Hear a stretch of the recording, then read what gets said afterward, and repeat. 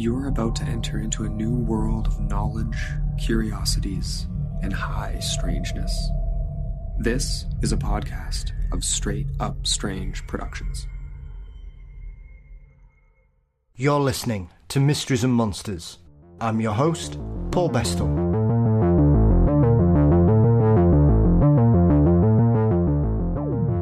The days of the Old West could be a brutal place. Cattle barons, lawless towns, and outlaws seemed to be dotted all over the country.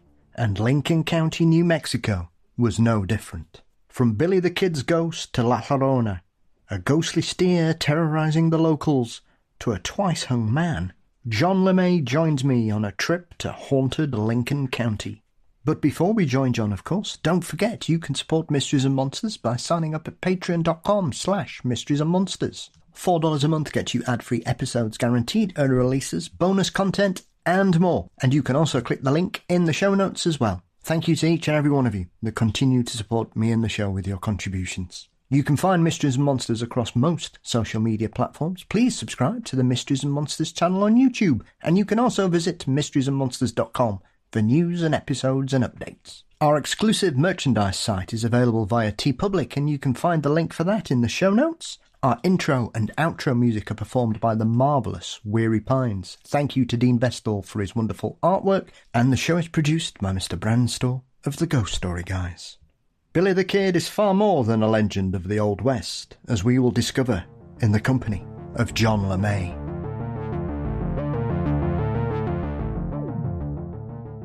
Lincoln County in New Mexico is instantly recognisable to anyone who knows the story of one William H. Bonney and the infamous Lincoln County War. Yet Billy the Kid's restless spirit is not alone in haunting Lincoln County, and in his latest book, John Lemay introduces us to many a haunted location and legend. John, welcome back. Thanks for having me back, Paul. I appreciate it. Well, it's always nice to spend time in your company. And obviously this is a bit of a departure for both of us, really, because this is more of a historical guide and looking into the legends associated, as I said in the introduction, some of the most notable outlaws in the Old West. Whereas before it's obviously been a collection of newspapers. This is more about you putting your boots on the ground and doing some ghost hunting on our behalf, John. Yeah, I actually can put boots on the ground in this case because Lincoln is less than an hour away from Roswell, and it's just sort of a really nice foresty recreational area that Roswell people love to go and visit. So it wasn't, any type of ordeal. It was a lot of fun. Absolutely. And I would imagine it's become quite a popular destination, not just for a recreational break. I would imagine you've got people from all around the world who visit Lincoln County. Absolutely. Primarily because of Billy's history with it. You get a really nice twofer, 2 for 1, when you come to southeastern New Mexico, because you go to Roswell and you see the aliens and the UFO museum. And again, it's just a 1-hour drive to the west, actually less than 1 hour, to go see the state monument of Lincoln. It's just an entire town preserved exactly as it was in the Old West, and you can see the courthouse where Billy the Kid escaped and all that stuff. I know you mentioned in the book, obviously, it was one of those places where, as you can probably sort of suggest Tombstone was, there it's infamous because of how violent it was, John. Yes. But I think sometimes with these places it's more to do with the quality of the outlaw that lives in that particular neighbourhood, because I would imagine Lincoln wasn't any worse than any other kind of place at that era, really. But obviously the fact that Billy the Kid's tied to this place and Pat Garrett has kind of elevated it above perhaps some other locations where more people were murdered or things were as out of hand as they got here. But obviously because nobody really famous is connected to it, this place is far outweighs anywhere else. Absolutely. I always compare Billy the Kid to James Dean because even though he didn't take a very good picture, most people regarded him as a ladies' man and as very good looking and charming. And because he died when he was young and good looking and so well loved, people really glorified him. And I think that's the main reason why Lincoln, is also kind of glorified along with him.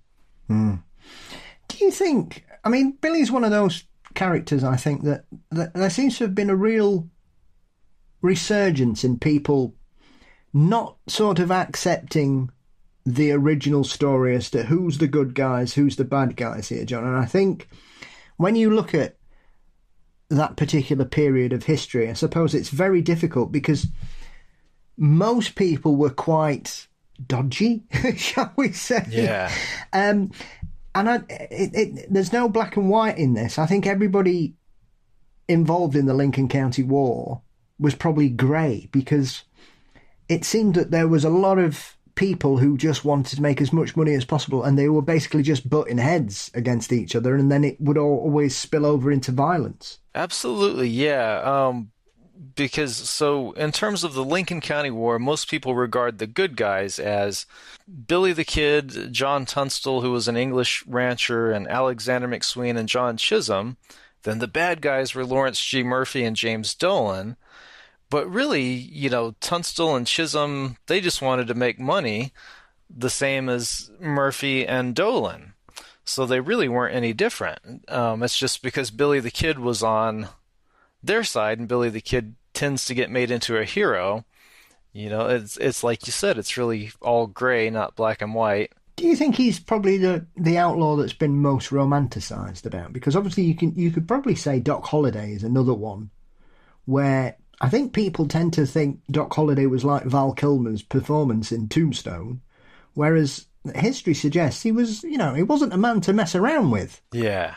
Well, again, I'll base it just on the shallow fact that people thought Billy was good looking, you know, because Jesse James, maybe when he was younger, he was good looking, but he died older, and maybe not, he didn't die in his glory days like Billy the Kid. And again, I just think that's why people just gravitate towards him more than the others, perhaps.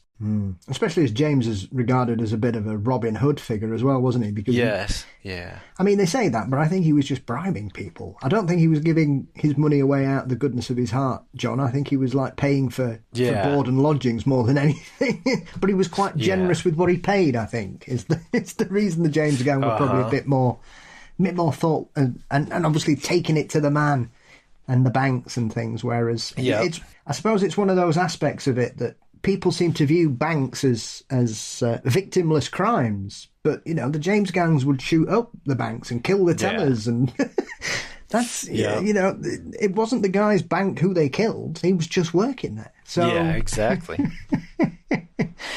So I mean, how long, when you look at Billy's history, John, do the stories? I mean, there are several aspects to Billy the Kid's life and what happened afterwards. But how long afterwards do the stories of Billy's spirit start? Is it something that happens almost immediately? Because obviously, because it's such a messy period in history, it almost seems like straight away the conspiracy theories started saying that Billy wasn't dead, it was a cover-up, he's got away, and there are questions about the body in the casket and the fact that Billy's family said it wasn't his son, and earlobes and all this.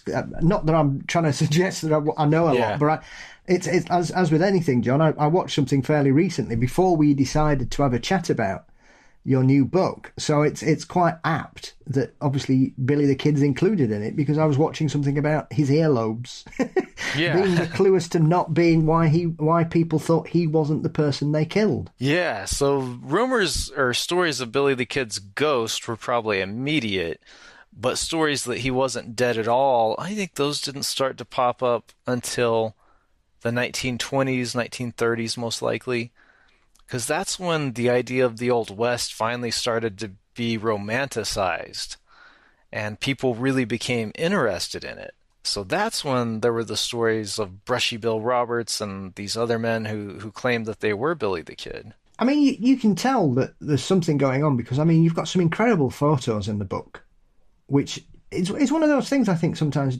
John, we forget that the late 19th century people were still getting used to using cameras and photography, and you see the old westerns where you see the guy carrying the massive bag and the enormous flash, and everybody has to stand about, and it's almost like magic to these guys out there.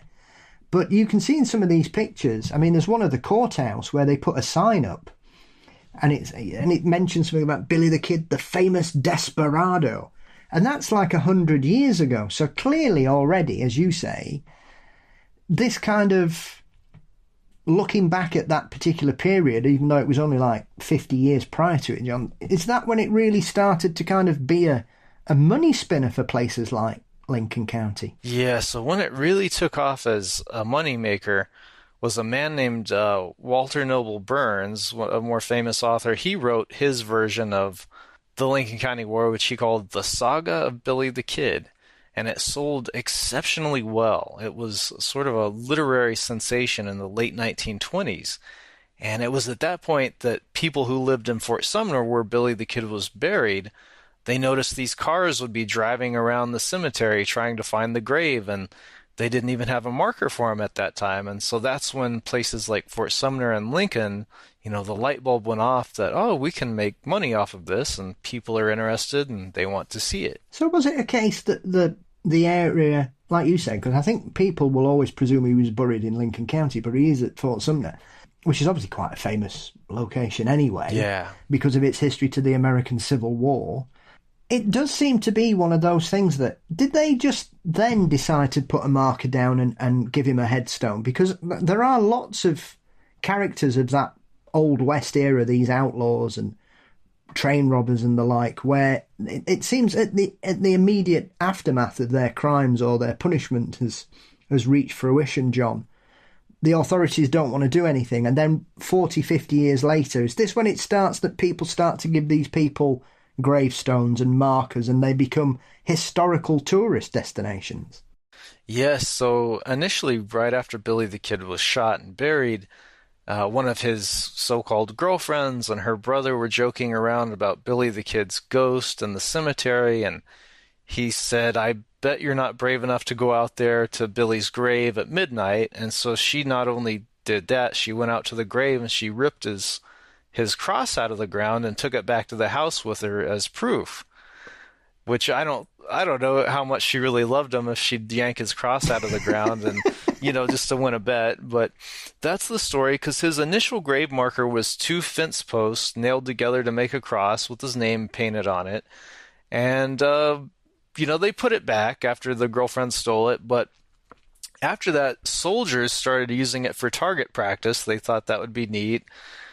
And then later, I think whoever bought the Fort Sumner properties that the cemetery was on, it was the New England Cattle Company. Mm-hmm. And they thought it was cool enough. They just straight up stole the cross and took it back to Boston with them because they thought it was cool. So his grave was unmarked for many, many years. And then in the 1920s is when they decided to, create a monument for him. And that was actually very controversial because to some of the old timers, it was like, well, you're glorifying a criminal to the youth and we don't like it. And you shouldn't promote him. So it was kind of a political thing, or kind of like akin to a political argument as to whether or not they should spend money on a formal monument to Billy the Kid.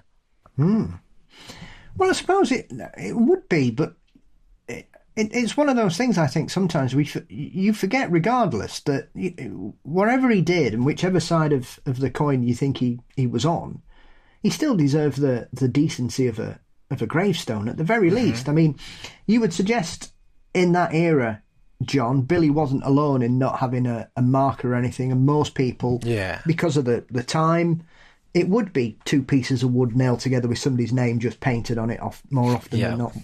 But obviously headstones are a lot harder to steal, aren't they? Yeah. No wooden cross. Although his has been stolen twice still, so it's interesting. Well, yes, I remember seeing something about that. I remember seeing a story about somebody trying to get a ransom for it. And I was thinking, well, who's paying for that? Who's going to pay the ransom, So which do you think comes first for Billy the Kid these days? The legend or the ghost, John? Do you think people come for the legend and find out about the ghost stories? Or do you think it happens whichever side you come at it from? Yes, I think it's the legend first. And so when I did this book, Haunted Lincoln County, I call it panning for gold.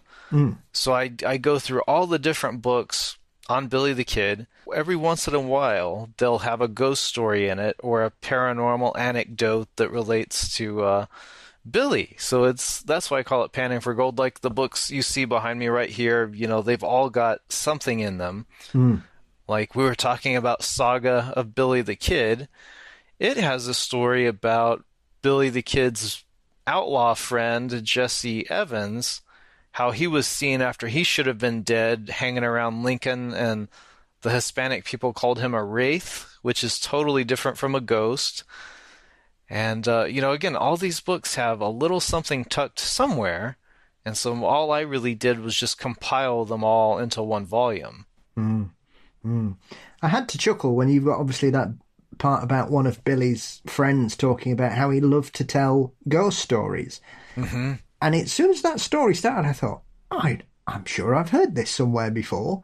And obviously, as you explain at the end, it's obviously Billy's version of a very well-known traditional ghost story about essentially a moral lesson wrapped up as a ghost story. And I know the story about the woman meeting the devil at a dance and coming to a sticky end. So I was quite surprised to see even in those days. I mean, that shows you how long that story's been around as well, Do you John, have a version of that story in England that's... Not really, no. We don't tend to have stories like that where people kind of bump into the devil and have a dance. Okay. Usually here, if you meet somebody untoward who wants to have a dance, they're usually one of the fae. Ah, one of the fairies, yeah. Yeah. And you go and hang out and think, oh, you're having a great time. And then when you get away, you've realised you've been gone 3 years, not 3 hours. Yeah. Those kind of things. But it's kind of similar kind of thing, the temptation of dance with strangers. You've got to be careful what you wish for, I suppose, John. Yeah, so Billy, I think cowboys in general like to tell ghost stories sitting around the campfire.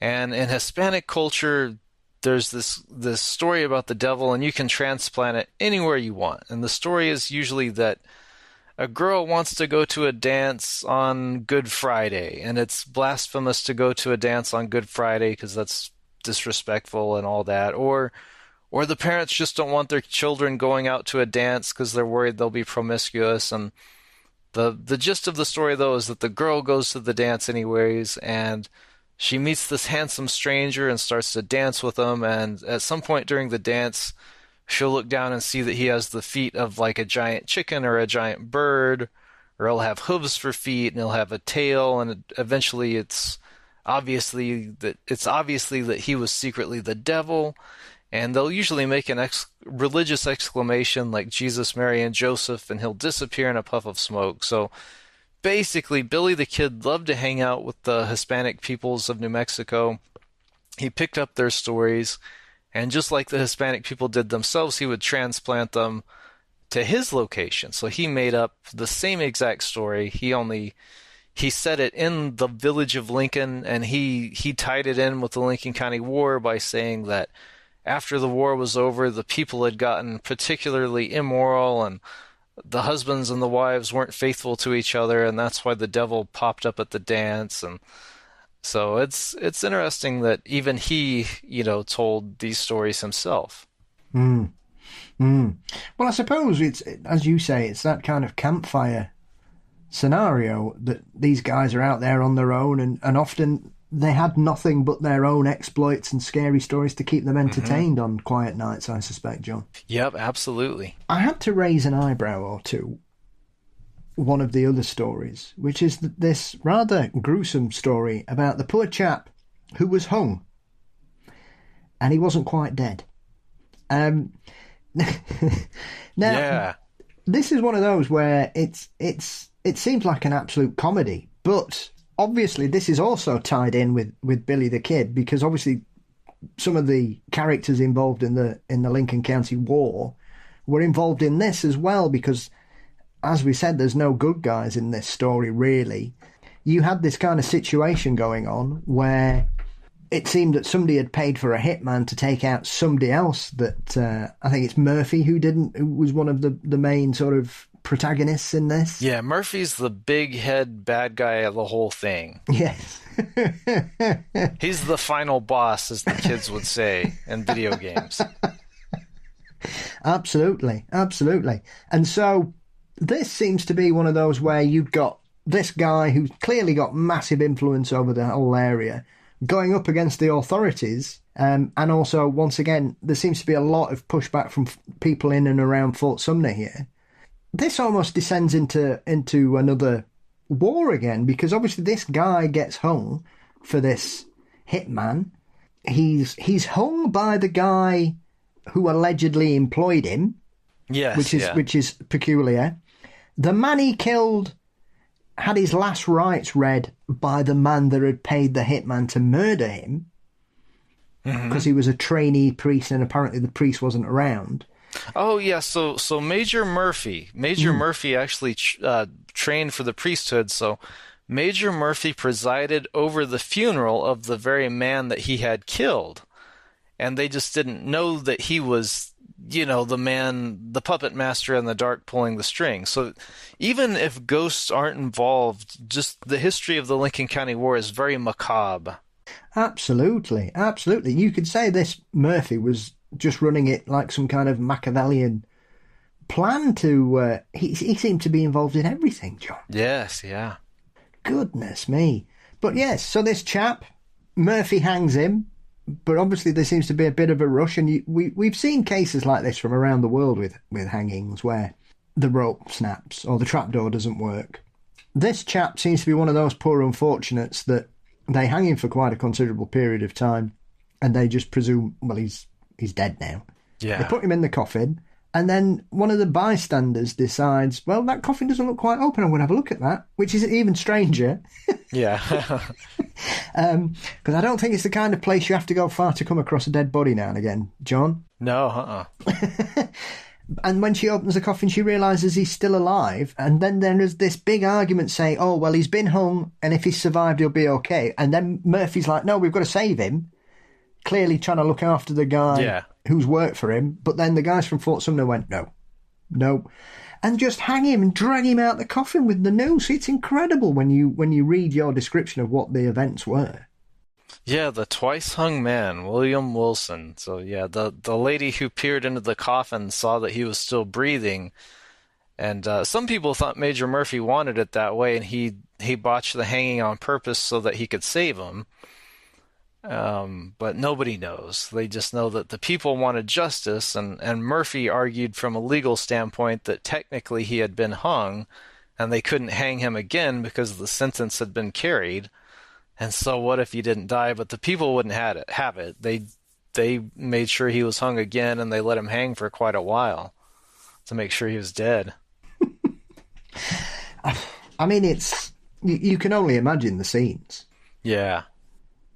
Goodness me. I mean, was it one of those things? Because obviously public executions here in the UK were quite popular when they were held in public, and it's just before this period we're talking about in the States, John, that they were outlawed and done in private after that, primarily because there used to be fights and all sorts kicking off. But you would get thousands. And I think when people look back at their perception of the West as it was, unless you've really sort of studied the period and read and been to the locations, most people's knowledge is based on what they've seen in films, I suspect. Westerns have been one of the most popular genres in the history of cinema, still to this very day. Some of my favourite films of the last 30 years have been outstanding Westerns. And so when you look at a film, whenever there's a hanging or whatever, there always seems to be, the whole town seems to come out. Was that the case in this particular era, John? Or is it that kind of thing where, once again, the films are romanticising the kind of attraction to it? Or, because it was such a desolate town miles from anywhere in that period, it was classed as entertainment for the townsfolk? No, I think it's accurate that they all turned out and it was entertainment for them. Absolutely. I mean, it was a grotesque sense of fascination for some of them, but like for the ones who had been wronged by whoever was being hung, for them that was seeing justice being done and so on. I know before we started, you mentioned Billy the Kid's connections with the UK and England. So what ties him? Obviously, as you mentioned earlier, Tunstall is famous for being one of these kind of cattle barons at the time who had moved there from England. So what ties Billy back then? There's two. One of the interesting ones is, as we said before, there were several different men who claimed that they were Billy the Kid, not just Brushy Bill Roberts. And one of these men, I don't remember his name, but there was a story that Tunstall's family in England invited the surviving Billy the Kid to go and live with them, and then that this old man who was really Billy the Kid died and was buried in England. And so that's a folk tale, but it's not a very common one, and there's not a lot to it. And the other interesting tie to Billy the Kid and Great Britain is that the most famous Billy the Kid researcher and author was from England, and that was Frederick Nolan, and he wrote many of the best books on the Kid, and I had the pleasure of meeting him a couple of times. He would come out here to Roswell to stay at a friend's house while he would do research and tour around Lincoln and stuff, so a lot of Billy's history was actually preserved by an Englishman. Which just shows his power to attract anybody from any part of the world, really, John. Yeah. So, I mean, as you mentioned about his supposed escape and moving to England, did they ever say where he was supposed to be buried here in England? Yes, but I'd have to look. I just can't remember. And it's not in Haunted Lincoln. It's in Tall Tales of Billy the Kid, is where that story appears. Right. I've never come across that before. I was quite surprised. I knew Tunstall was English, strangely enough. Yeah. Because I know there was a few guys in that era who had moved from the UK out to America and kind of set up farms and stuff. So that didn't surprise me when I learned. And obviously knowing a bit about Billy and seeing things over the years, I knew that Tunstall was always an Englishman. So, but yeah, I never knew that about him being offered a route out of the New World back to England. Yeah. I think that one of the most interesting stories is one that I've never really come across before, which is this marvellous tale about the ghost steer. Mm-hmm. Which is one of those things when you read it, you start to think, well, we have ghost stories about near enough every other kind of animal out there, John. Why shouldn't we have a ghostly steer terrifying people? But this one seems to be a very specific and special one. I suppose depending on the fortitude of the people that encountered it. So that's what's funny about that. This book is for the History Press. They do a ton of these haunted books. And, you always have an editor and a proofreader. And the proofreader on this one really went out of her way to say, wow, I've never seen in all the books I've done for the History Press, and there's a lot of them. She's like, I've never seen a ghost steer. That's crazy. So I guess it really does stand out. But the story goes, briefly, Billy the Kid had a rivalry with this cowboy named Pecos Bob Ollinger. He was, if Murphy was the big boss, then I guess Ollinger would be kind of like the henchman in the James Bond movie, like Jaws or something. Because the James Bond, there was always the secondary henchman who was big and burly and had a gimmick. Well, that would probably be Pecos Bob Ollinger, because he and Billy the Kid really hated each other. And the story went that Bob Ollinger was riding along the river, and he came across a maverick steer that he knew belonged to John Chisholm. And per the legend, he branded it with a skull and crossbones, and then he cursed it to roam the ranges forever. And my only real problem with that story is who carries around a skull and crossbones brand to brand a random cow that they find. But that's the story. That's the nature of these stories. And he cursed the steer, and the steer supposedly, not long after that, Billy the Kid killed Bob Ollinger, and that he was the first victim of the curse of the ghost steer. And but yeah, this ghost steer would just pop up along the range anytime. I mean, he was basically like the bad omen of the ranges, that if you saw this steer, you or somebody with you was about to die. And it went on for years and years, and they got tired of it. And instead of, again, this is the illogical part of the story. If they're so worried about this cursed steer, why don't they just kill it? Well, instead of killing it, they decided, well, let's ship them off to Texas. Let's, ship them off to the meat markets, for slaughter. And the story went that they drove the ghost steer in this herd to Amarillo, to the train stations there, and loaded him onto the train, and he was going to get shipped off to the eastern markets for slaughter. But after they rode back to Fort Sumner, they received word that the train crashed right after it left, and men died and cattle died, but they couldn't find the cursed steer. It got loose. And then many, many years later, when it should have been dead of natural causes, people were still seeing its ghost, and it was, flickering in the night sky and all these things. And so, again, it was just the de facto omen of the range that if you saw this steer, somebody was going to die. I know in that section of the book, one of the things, as you mentioned, about this allegedly cursed steer is when this train crash happens on the way to Amarillo, the locals are so terrified they move the entire town. Is that true? It's true that they moved the entire town, but that's just folklore in terms of it being because of the ghost. Really, they just built it in the wrong spot, which was in a lake bed that would fill with water when it flooded. But I did at least go through the newspaper records because they gave the year of the accident as 1888, and I found that there were at least 2 big train accidents outside of Amarillo in 1888 where the train derailed and men were killed and cattle were killed. So that possibly did happen. Well, we've actually found a Fortean train crash that occurred, John. That's a rare thing. Yeah. So did Amarillo move at that period then, John? I mean, obviously, building a town in a lake bed is not the wisest of ideas, because I would imagine, as with anywhere, yes, it doesn't rain very often in the particular area, but I would imagine it's one of those places that when it rains, it's not very much fun if you live in where the lake drains into. Yes, and I've been to Amarillo, but not living there. I assume that's correct. I say that because I hear other people talk about Roswell, and I'm like, well, that's close to the truth, but that's not really right. So, I mean, I probably close to the truth, but I doubt I'm dead on.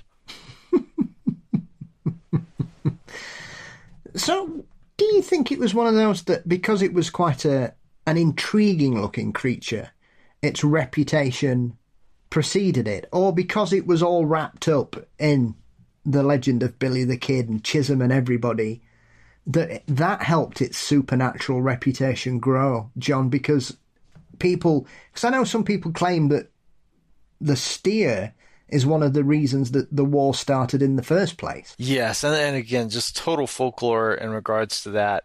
And why the steer, its name was Old Ruidoso, why it had so many unique brands was they had such a thing back then as a decoy steer, where they would brand it in a spot where you couldn't really see the brand.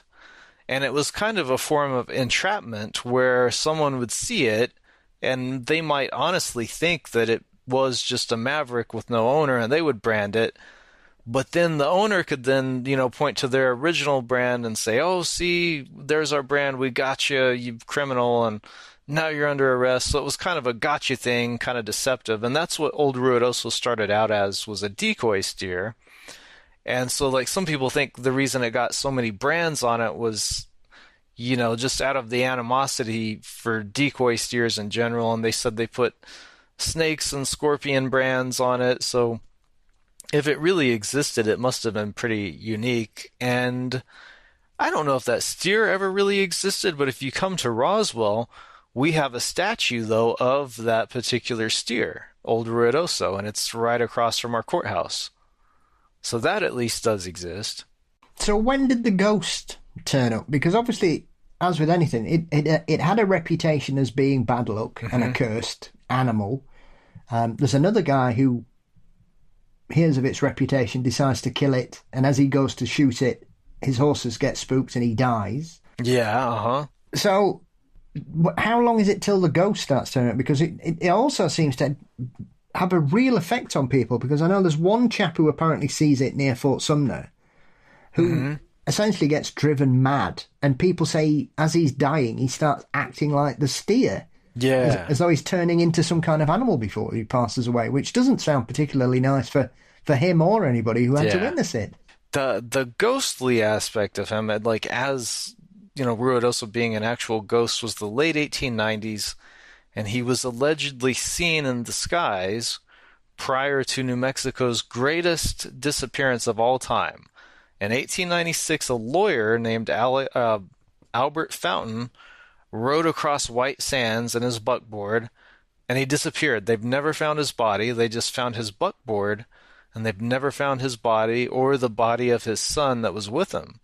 And the lore says that the night before he disappeared, he and someone with him saw old Ruidoso up in the sky as the final omen. Well, that's one of those mysteries as well. Do you think that's one of those that it gets added to the story? Because the fact that this guy and his son died, well, we think they died because nobody's ever, as you say, there's no trace ever been found of them. Because I think, was his son 8 years old with him as well? Mm-hmm. Yeah.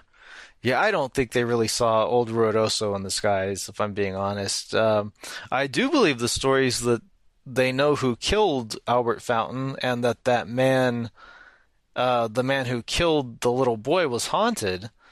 I didn't put this story in haunted Lincoln County because it doesn't take place in Lincoln County. Mm-hmm. It takes place in a neighboring county. But the man accused of killing the 8-year-old son that was with Albert Fountain, he had a nightmare where he went to hell and his legs got drenched in like lava. And when he woke up from the dream, his legs had like burn scars on them.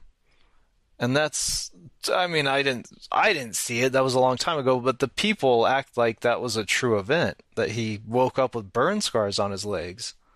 So that's an interesting haunting. Absolutely. Some would say much deserved as well, John. Not many people would, because obviously I think the thing about the Fountain disappearance is the fact that he'd gone to the courthouse to serve writs on people once again. And so you would suggest that he was murdered because of that, not because of old Rudicio. Yeah. Yeah. And actually, the whole reason the family wanted him to take the 8-year-old son with him because their logic was, who would hurt an 8-year-old little boy? That'll serve as his protection, and it didn't. Yes, you have to be careful who you may have crossed in those days, it seems. Yeah. Yes, morals were not high on some people's lists, it would seem, John. No. And he's probably not the only person who would have done something as heinous as that, I suspect. Yeah. Sadly. I mean, one of the other aspects of this particular area is obviously you've got this cross-pollination of cultures in New Mexico because of its proximity to the border. And obviously, Llorona is another resident of the state, mm-hmm. and especially Lincoln County. As we said, I think last time we were speaking, it amazes me how entrenched La Llorona is across the whole sort of southern US, especially on the western side.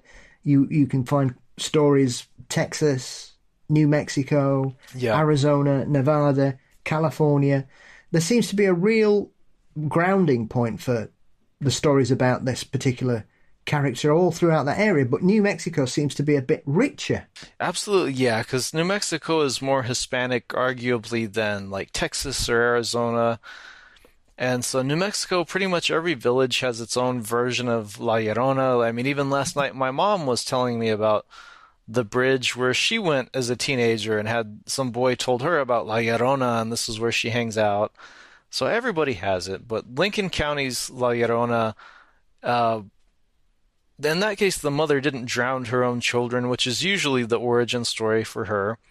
In that case, the Bonito River was flooding, and she didn't take enough precautions to protect her children from the flood, and they got washed away in the river, and she was consumed with grief and decided to just die along with them. And now something interesting is that in Texas, La Llorona always has the head of a horse or of a donkey. And here in Lincoln County as well, it's one of the rare instances of her having a horse's head in New Mexico as opposed to Texas. And that occurs in the little village of Capitan, which is nearby Lincoln. Yes. Well, once again, Capitan is quite a famous town as well. I think my grandfather's got a lot to answer for, making me watch a lot of westerns when I was growing up, I think, John, because I seem to know these places that are in this book, which is one of those you just think, why do I know this? And it's all because my grandfather used to, that's all he did when he retired. He loved westerns. Oh, neat. So I've seen most of the great and quite a lot of the bad. But yes, these places like Capitan and Lincoln County are just synonymous for me with that particular era, and so I wasn't surprised to see that La Llorona had moved across. But obviously, why do you think she's got this kind of animalistic aspect to it, more so than, say, some of the more well-known stories? I think the idea was that as punishment, because she was very beautiful typically in life, as punishment, she was given the head of a horse or a mule in the afterlife. I think that's the idea. So in regards to how she behaves in other areas, what marks her out differently other than the fact that she's cursed with a horse or a donkey's head? Does she still carry on in the same way, sort of chasing people and chastising those that seem to be lacking some moral behaviours? Yes, she's used as a cautionary tale also against like wayward husbands who are out drinking late at night. So in addition to children, playing too close to the edge of the irrigation ditch or the river, she's also like a cautionary tale for men that are out too late drinking. And she also seems to be one of those stories that, I know you mention an excerpt from a book that talks about a ghost wandering around the streets late at night. As you say, once again, probably being used as a reason to keep people home or away from the saloon. Yeah, and in that one, they didn't call her La Llorona. She was just a woman in white, but I feel like she was definitely based on La Llorona because it was the county seat of Lincoln, which is named Carrizozo, and I think that's where that one was cited. Mm.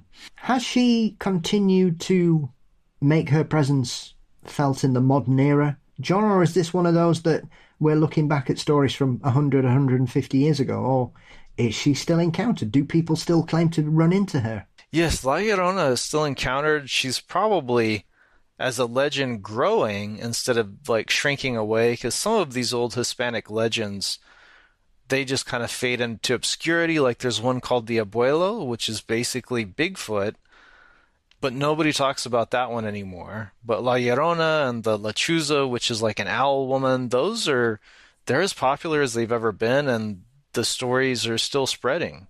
Do you think she's I mean, we've said this before. I think she's clearly the most famous Hispanic Mexican haunting or spirit that we're aware of. Are you surprised that she still has such power?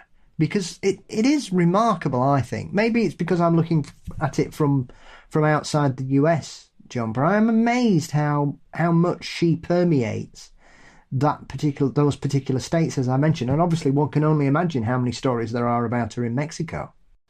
Yeah, I think there's a lot of interpretation in La Llorona about female grief and motherhood, and maybe also like postpartum depression, because in many cases La Llorona, she can't handle her children and they get to be too much for her and she drowns them on purpose. But again, in other stories though, it's not on purpose, it's by accident. So I don't know, people they like to take that story and change it to their own village. And in the 1980s you could even see it kind of shifting, because one of them was kind of more of a slasher. It kind of reminded me of a slasher movie. That one was I think it was from Tucson, Arizona. Mm-hmm. And in that one, it was the husband didn't want the children, and he hacked them up into little pieces with an axe. And then, so I think outside of Tucson, La Llorona carries like an axe or a butcher knife, and she's going to cut you up to replace her dead children. But for me, I can see where, okay, it was the 1980s, those movies were really popular, and that was their version of La Llorona. Mm. Yes. I mean, that reminds me, there is an actual horrible true story, I think, from Wisconsin, where they have a famous murder house up there, and the mother there, I think, drowned the children, and people see her wandering around with an axe. Hmm. Since we're talking about the 1980s, I just remembered in Texas, a woman really did drown her children, and I think she was declaring herself as insane, but she identified herself as La Llorona to the police. Yeah, I've read about that. You would suggest, like you say, maybe it was a bit of postnatal depression. which even back in the 1980s was something that really wasn't accepted, you would suggest. Mm-hmm. So yeah, it's amazing the power that it still has. And like you say, I think as time goes by, she seems to adapt to the circumstances that we find ourselves in often, you would imagine. And so I would imagine, not that I'm suggesting we could, but maybe it would be nice to know what her story is in 100 years, John. How her origin story has changed. Is it now that she's had an accident in her flying car and her children have died? Well, okay, and see, that's another one. In California, her origin story is along something called Snake Road because it snakes a lot, and I think she was driving too fast, so that is a story where she drove her car into the river and it sank, and yeah.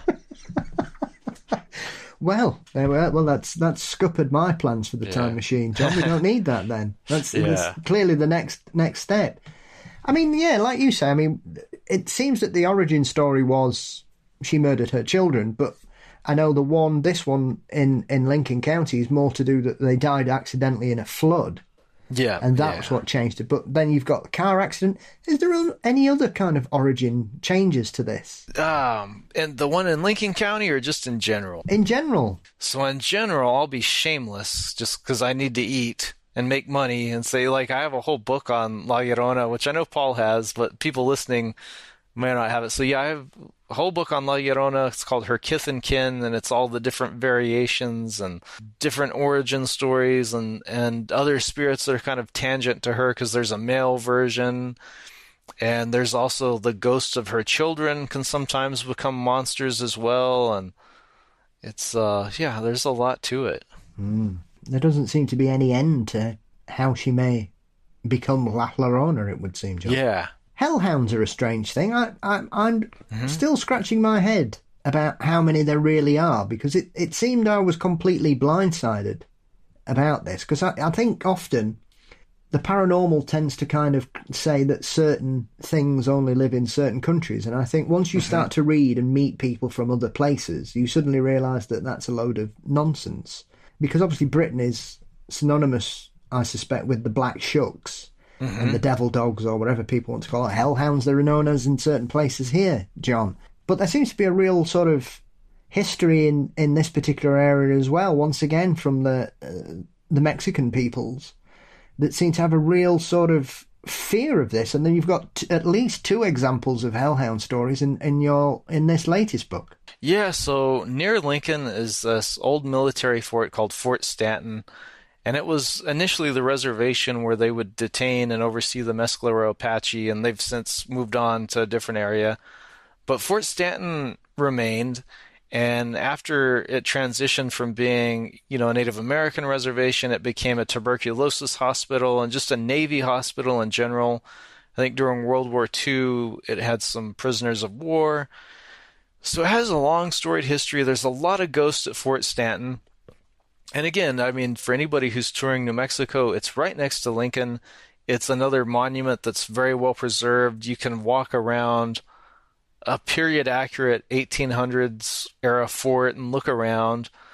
So there's obviously a lot of ghosts there for different reasons. They have shadow people there, which is kind of a newer type of ghost. But the one that I was most interested in is they have a chapel. And around the chapel, they claim to see either kind of like a werewolf-type creature or a quadruped, on all fours type of dog creature. And it just has a lot of ghostly attributes. And I wouldn't believe it, except for I knew the site director fairly well, because every time I would go to Lincoln, I would visit him. His name is Tim Roberts. Very respectable guy. Not really into fringe stuff or ghost stories. He was very accurate whenever he would give lectures on Lincoln or Billy the Kid, and he would always dispel folklores and myths, and he was very much about the facts. Yeah. But he and his crew at Fort Stanton were adamant that, yes, people saw this weird dog creature around the chapel, and it was always around the chapel, nowhere else. And it seemed to be more of a ghost or something supernatural or like a cryptid. It just wasn't a dog, but it was certainly a dog-like creature. And then the Ghost Hunters, the TV show, came to Lincoln, and they went inside the chapel and they recorded knocks on the pews. And so then they started to just ask the ghost question. Whatever ghost was knocking on the pews, they would say, well, let's let one knock be yes and two knocks be no. And they would ask it questions. And I think they asked it about the dog creature, and they asked it, is it like a bad entity, or is it just like, a dog spirit? And the implications seemed to be that it was just like a dog spirit, and it wasn't like a monster out to, eat anyone. And so here's another interesting thing. So like in England with Black Shuck and the Hellhounds, and also just like amongst like Caucasian Anglo culture, the Hellhounds are always evil. They can only be bad. But the Mescalero Apache and some of the Native American tribes, they have dogs that are kind of like good spirit creatures that like guard holy places. And then the Hispanic culture, I really love this. In addition to the evil hellhound, and they call those cadejos. Mm-hmm. I think that's how you say it, cadejo or something. Yeah. And in addition to the evil black cadejo, they have a white cadejo, which is like a heaven hound, I guess. It's like an angelic good hound that if you're lost in the woods, it'll help you find your way back. And so I just think it's so cool they have, a good spirit dog to counter the bad one. I suppose as well, it's one of those, because, I mean, when I saw those stories, the first thing that popped into my head was the stories of cadejos. Yeah. But obviously this one seems to be quite different, because most of those cadejos are essentially giant wolves, it would sound, John, in what I've read in some of your works and other people in regards to talking about these particular beliefs and legends. And so when you come across the white one, it seems quite strange. You don't tend to get that very often. But this one in Lincoln County, as you say, people seem to see it standing up, walking around bipedally, which straight away then thinks, is this one of those werewolf dogmen that doesn't get mentioned with the rest of them? Because people focus on the fact that it's tied to the Cadejo legend, which is more to do with wolves rather than werewolves. Yeah, there's just not enough to go on with that one. And the problem is, usually people who see these things aren't terribly well educated on the supernatural. That's what seems to usually happen. So when they give an account of one of these things, it would be totally different if like someone like you or me saw it, and we could be like, oh, that's a dog man as opposed to a werewolf, because there is a difference. Most people don't know that there is, but there is. Or you could be like, oh, that's a hellhound, or that's a ghost, and I think that's the problem. I think everybody who's seen this thing, they're not super familiar with the supernatural apart from just generalized ghosts and werewolves and all that stuff. The other story that you mention, other than this strange werewolf type thing that's wandering around, is this other one that once again seems to behave more like the Shuck legend, where it chases people. But you've also, as you cover in the portion in the book where you talk about this, you've got once again somebody attending a dance on a religious day, which is frowned upon, and has a run-in with this creature. But then you also have people telling their own tribal stories and tribal legends in regards to this, and you have bands around their neck, as though that it sort of sets it out to make it stand out, so people know exactly who this creature is. And this is another one which I was surprised to see ties into the Apache shamanism beliefs. Yeah, per the Mescalero Apache, I think if the dog has like a ring around its neck, like a white, I can't remember if it's a white ring or a black ring, that can mean it's like a guard of the spirit realm or something, or it's a guardian of a sacred place. And that's why some people have thought that maybe it's the one at Fort Stanton is, somehow tied in with the Mescalero Apache because they were detained there for a while. Then the other hellhound was from a little settlement called Picacho, where, again, the guy went to the dance on Good Friday like he wasn't supposed to, and the hellhound, I think, chased him home or something. I get mixed up because I also just did another book for the same publisher called well, I don't know what we're going to call it yet, but tentatively it's Monsters of New Mexico, and it has a lot of Hellhound entries in it. And so they're all mixed up in my brain right now, so I can't keep them straight, but they're all generally similar.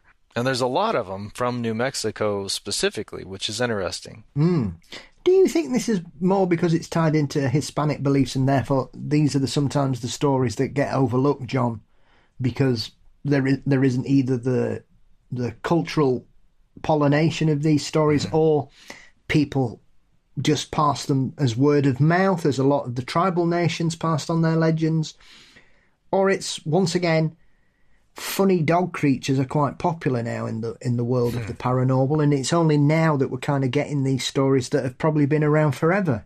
So these ones come from a book where the folklore was all collected back in the 1950s for the most part. So the stories, the accounts are usually old-timey accounts, which probably meant like the early 1900s that the old-timers of the 1950s gave to these historians. Was it one of those projects that you see a lot of places, sort of the 1930s, 1940s, John, where people were going out to try and record stories because they knew that certain locations and certain populations just didn't write things down? It was all oral. Yes, yes, that's basically right.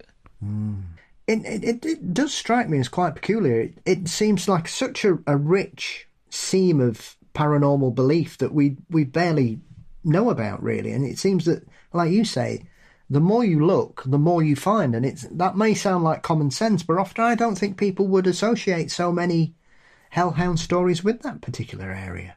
Yeah. I mean, even for you as an archivist, John, and a wonderful researcher as you are, and as you've proved in your numerous books in several fields, are you surprised to see how many there are? It's this prevalent, because you could probably say, really, it's the one thing behind La Llorona. Yeah, that's a tough one. All those myths do certainly have a root cause, though. And, I mean, with the hellhounds, though, I mean, if all these stories are true, I don't see why they'd be making them up. But now, see, that's the problem with people like me and you, though. I don't think you or I would ever make up a fake story about seeing a UFO or a devil dog. So when somebody tells that story to us, our psychology is, well, I wouldn't make up a story like that, so they must be telling the truth. Yeah. So it's hard to say, especially with written accounts, because you don't know the person. One of the best paranormal accounts I've ever gotten, like face-to-face, where I could look into the witness's eyes, was a night nurse at the New Mexico Rehab Center, which was formerly the hospital on the base here at Roswell where the UFO bodies were taken and all that. And she did talk about seeing a small-statured ghost with a big head wrapped in bandages, and just, to be with her and have a read on her energy, which I really liked, because I think when you're like with a person, in the same space, you can get a sense of their energy and just who they really are. I believed her story. I still do. So when you're actually interviewing the witness, it's different than just reading it on paper. And it was, 100 years ago now.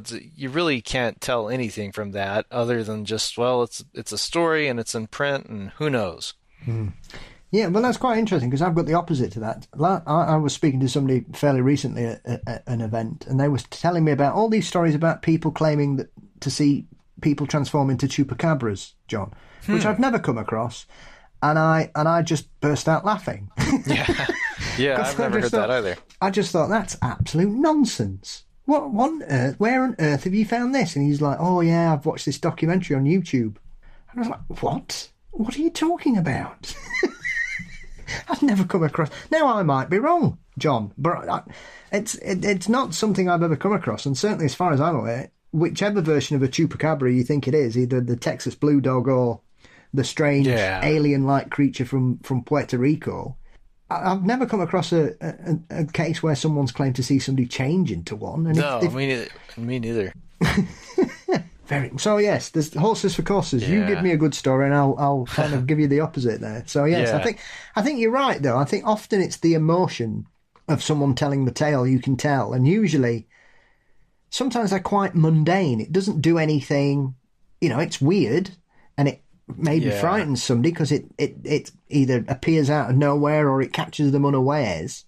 But more often than not, nothing terrifying happens. And it's usually when people start adding whistles and bells and all that it starts to get a little bit silly, if you know what I mean. And I think you've got a silly box, really, and you can certainly see things edging closer to that the more exaggerated it gets. Yeah. Well, the last case I want to mention, because there's so many in this, John, I could keep you here forever, buddy, because it's a brilliant collection of wonderful stories. As I say, because I love a book where you learn so much about things and you discover a bit of, as you do with everything, a bit of scare, a bit of history, a bit of murder and mayhem. It seems like the perfect combination for a John Lemay book about these things, my friend. But you've got this rather gruesome, as I said at the beginning about Billy the Kid and the whole Lincoln County War, you've got the Bonito City massacres. So for anybody who's not aware of this and what happened, what are the Bonito City massacres, what caused it, and what happened afterwards? So this was shortly after the Lincoln County War, and it was about the year 1885, and Bonito City was one of the most peaceful little western villages you could imagine. They were kind of teetotalers, I think that's the word. They didn't like to drink there. You know, they didn't have violence there. They didn't have cowboys shooting up the saloon because they didn't really have a saloon, really. You know, just a very peaceful, God-fearing community. And they had a boarding house there. And one night, totally at random, this boarder wakes up, he gets a gun, and he kills everyone he possibly can. And when it's all over, about 7 people are dead. And, by the next morning, the other townspeople figured out what was happening, and they shoot the mysterious boarder in the head and kill him. And, for years and years thereafter, people say they don't know why he did it, and he was such a nice guy. Why did he snap and kill all these people in the night? We just have no idea. And, of course, with something like that, there's a lot of ghost stories. But what I'm the most proud of in regards to that one, I think I actually connected some dots and figured some stuff out. Because typically, I will admit, I usually am just pouring old wine into new bottles.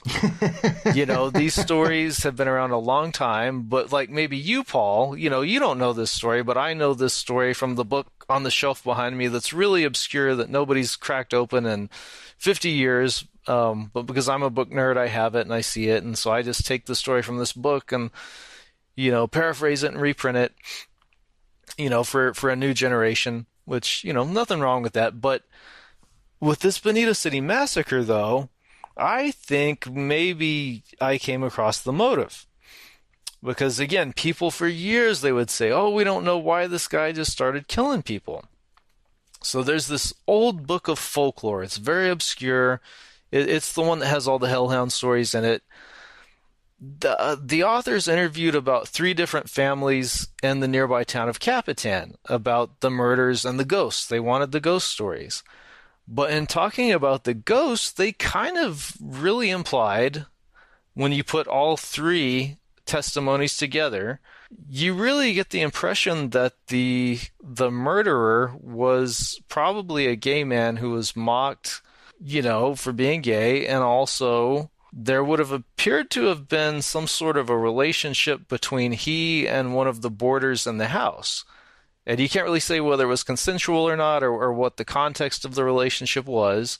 But when you put it all together and really examine the story based on their testimony, it does seem like a man who snapped and just went on a killing spree, and that may have actually been the reason. And it had something to do with that. So, because again, most people just say, well, it was completely random. We have no idea, why he snapped and went off the deep end. And I kind of think that maybe writers of the 1930s and 40s and 50s may have heard that, but back then that was so taboo they wouldn't touch it. And so they kind of just brushed that aspect of the story under the rug. Because when they talked about the ghost, they would say the ghost was really preoccupied with the grave of one of the guys.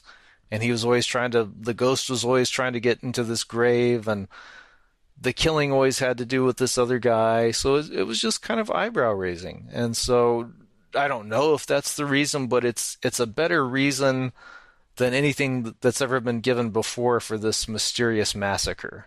Well, this is the thing, because it's horrendous, really. I mean, especially the first incident, because as you say in this, people said, oh, he was just a drifter, but everybody knew who this guy was. Yeah, and I looked at the newspaper records, and so the idea that he was a drifter was created retroactively. He was actually a fairly long-time resident of the city, and again, the papers of the time would even say he was well-liked, and everybody liked him.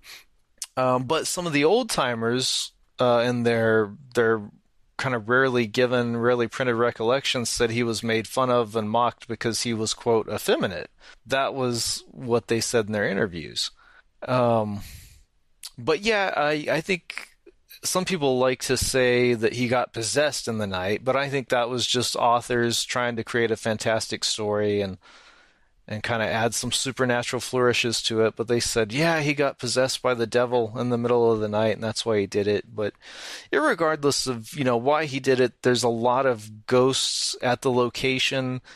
And what I forgot to mention is the town was so traumatized by the event that after a while, nobody wanted to move there, and the people that lived there kind of moved away when they could, and the town just died a slow death.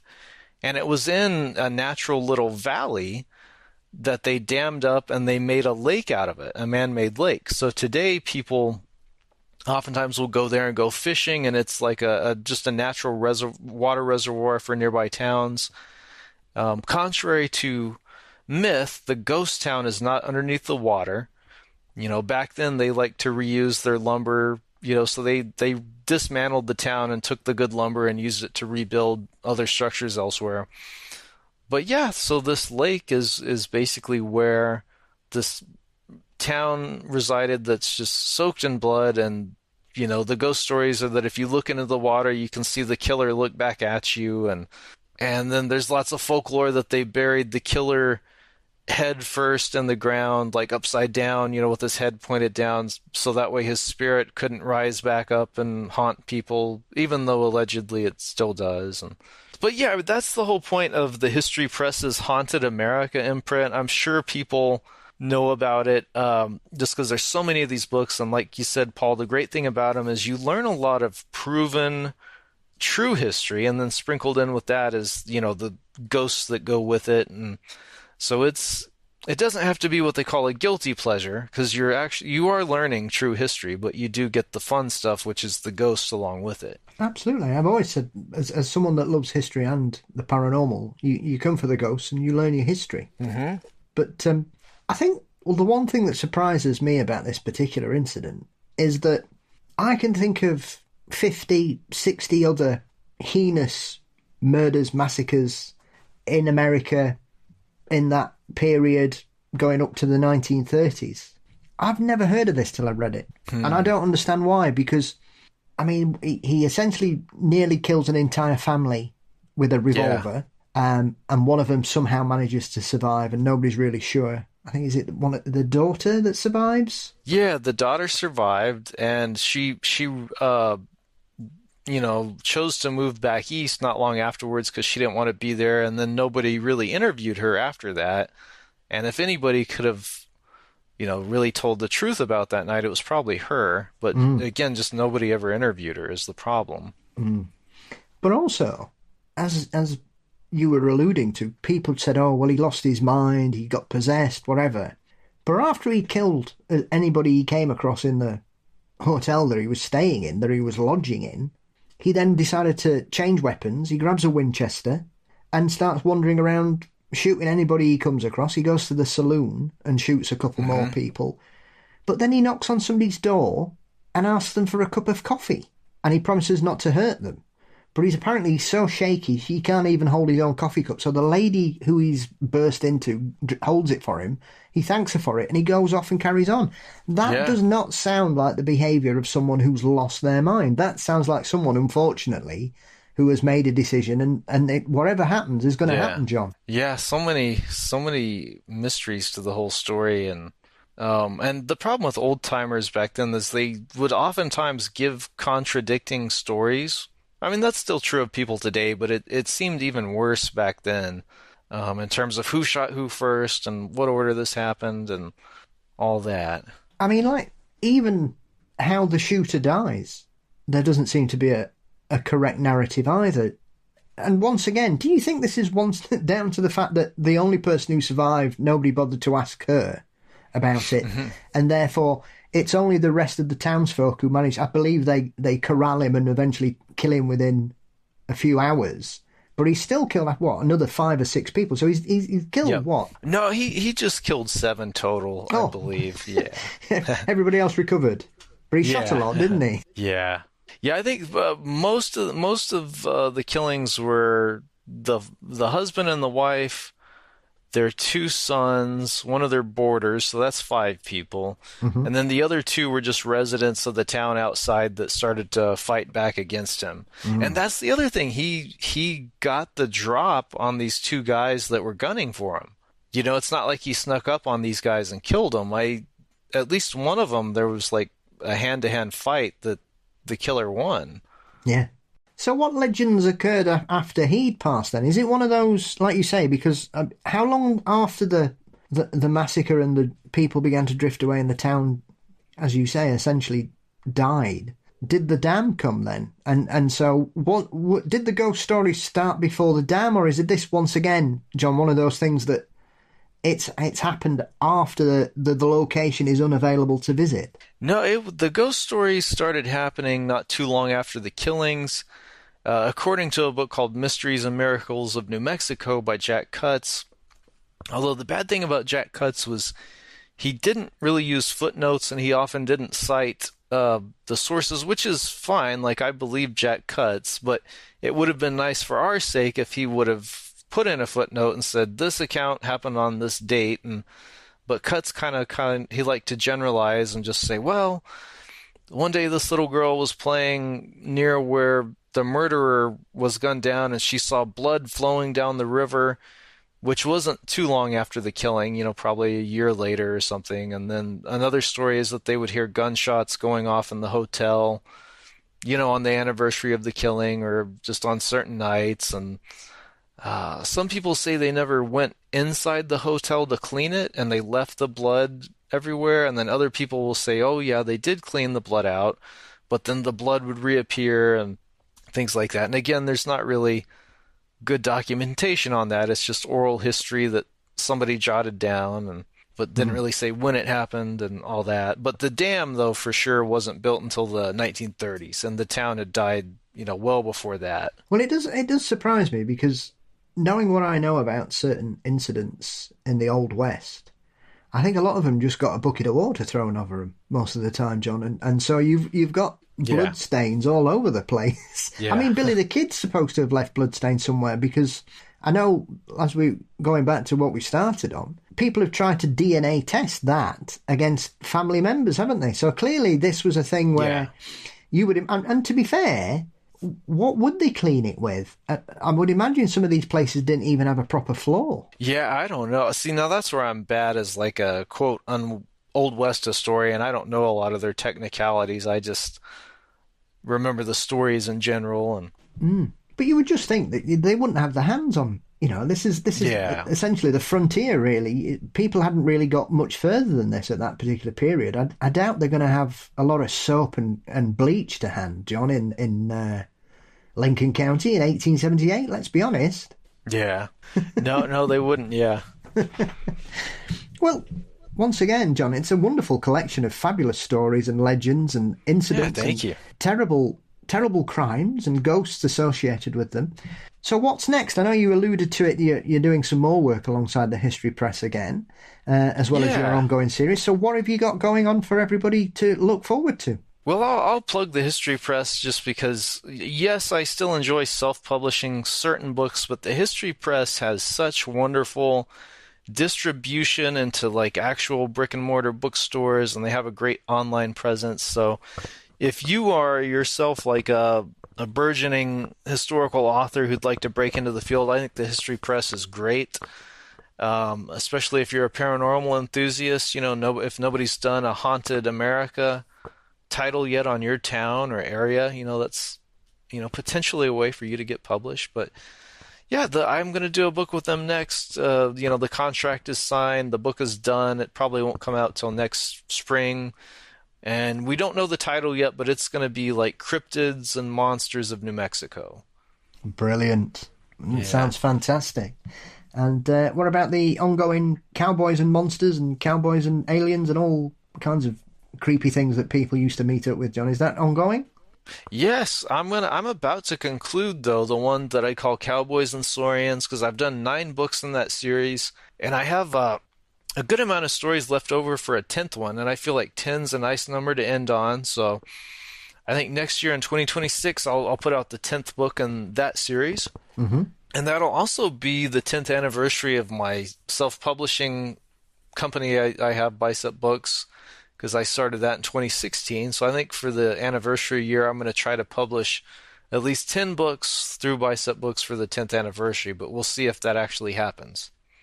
Well, I wish it's a pretty tall order. Well, I wish you the best of luck wherever it happens. Yeah, thank you. So where can everybody find your work, John? Follow you online and get a hold of a copy of this book and some of the previous titles we've mentioned on this episode and in your previous appearances? Oh, the easiest way is just to, search my name on Amazon.com under books. But I have a decent little Instagram page. I think it's just John Lemay Books, where I post pretty graphics and fun, factoids from my different books, probably every other day or something. So, but yeah, just search my name on Amazon. That's the easiest way to find me. And there's also bicepbooks.com. And that's about it, though. Lovely. Well, I'll put links as usual to everything in the show notes, my friend. And I just want to say thank you again for joining me for a conversation. And thank you again for collating and collecting such a wonderful, wide-ranging collection of strange and spooky stories for us all to enjoy, John. Oh, thank you, Paul. It's always a pleasure to be on your show.